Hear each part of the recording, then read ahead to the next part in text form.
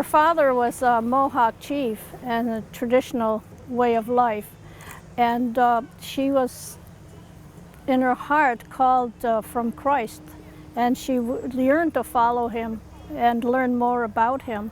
And when the missionaries came to this area, she pleaded and begged that she could listen to the stories that they were telling about Jesus.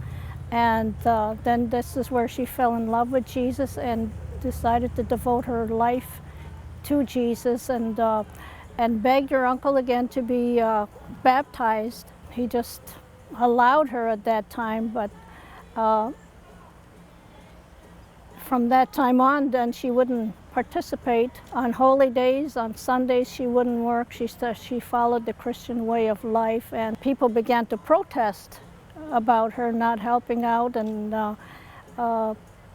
being like one of them on their traditional way of life. The priests noticed all the persecution she was suffering and her abuse for following Jesus' way of life, and the priest that was here made arrangements for her to leave here because of the abuse. And she moved to Kahnawake, which is near Montreal, and followed the Christian way of life. But she performed penances when she learned more about the saints. And in spite of her weak eyesight and her weak body, and she did all the work that the others would do in the community.